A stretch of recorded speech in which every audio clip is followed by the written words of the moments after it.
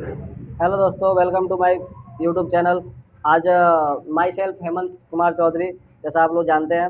दोस्तों, आज हमने डे 4 का वीडियो अभी आप लोगों को नॉलेज दे रहे हैं। डे 1 में हमने आपको डे 1 से डे 3 तक हमने आपको वीडियो बताया था, जिसमें बहुत सारे नॉलेज हमने शेयर किया। आज हम इस पे करेंगे वार्पिंग में क्वालिटी और टेंशन के कंट्रोल कैसे करें।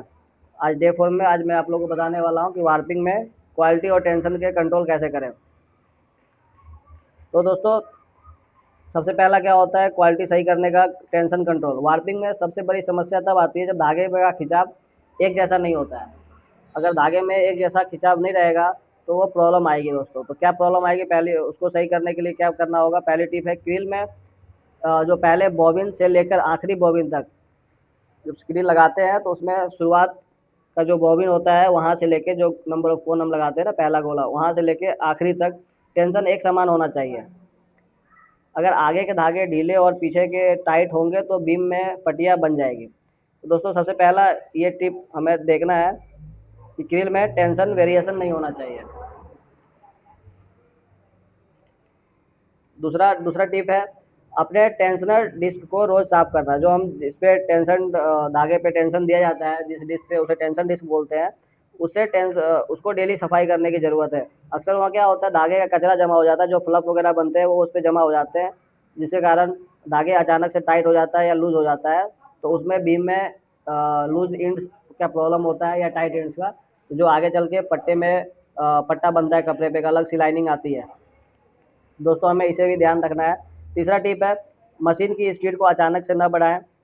जैसे कभी कभी क्या होता है कि पहला सेक्शन हमने 200 की स्पीड से चालू किया और उसके बाद फिर हमने पहला के बाद दूसरा सेक्शन 500 का कर दिया, 600 का कर दिया। तो वो जो स्पीड है दोस्तों, उसको अ, अचानक से नहीं बढ़ाना है, धीरे धीरे करके बढ़ाना है। हर सेक्शन में थोड़ा थोड़ा स्पीड हल्का हल्का बढ़ाएंगे और फिर हम हाई स्पीड जो है 600 तक रखेंगे। 550 से 600 तक की क्वालिटी बहुत बढ़िया बनती है। तो 550 से 600 का स्पीड हमें रखना है।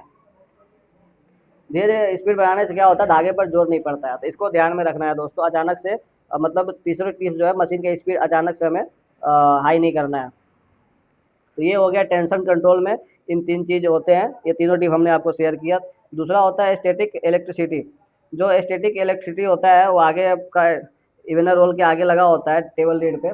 वहाँ पे हमें उसका क्या समाधान है वो वो बता रहा हूँ आपको।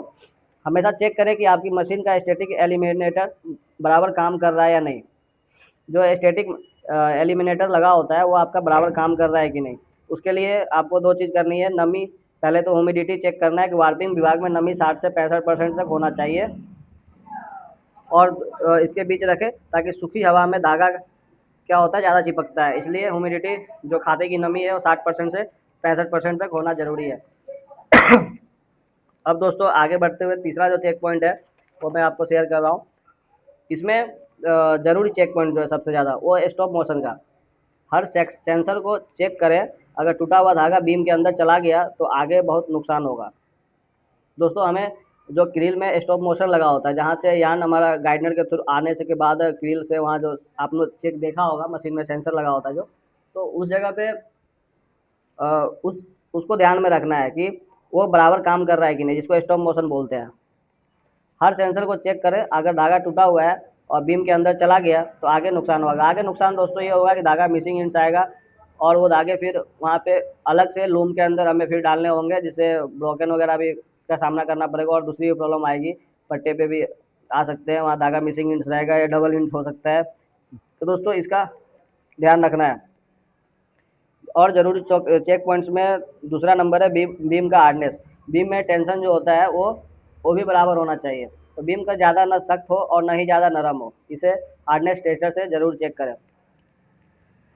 और दोस्तों, तीसरा है लीजिंग। अगर लीजिंग सही लीज डालने से आगे की बुनाई जो होती है वो बहुत ही आसान होती है।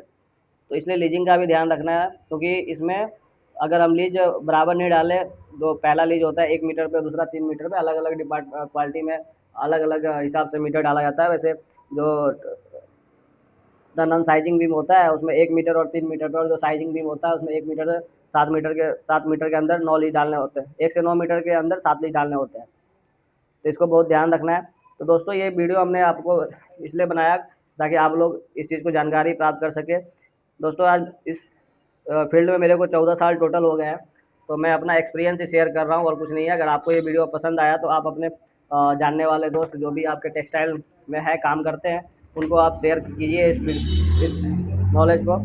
और हो सके ये आपको, आप इतना जानते हो लेकिन कुछ लोग ऐसे भी होंगे जिनको इतना भी नहीं पता होता है, उनको ये वीडियो आप भेजिए ताकि वो आराम से देख सके और इसका फ़ायदा उठा सके। और इस वीडियो को अच्छा लगे तो दोस्तों बहुत ज़्यादा शेयर कीजिए ताकि मेरा कॉन्फिडेंस लेवल और अच्छा होगा और मैं आगे और वीडियो आप लोगों के लिए नए नए नॉलेज आपको बना के दूंगा। Thank you.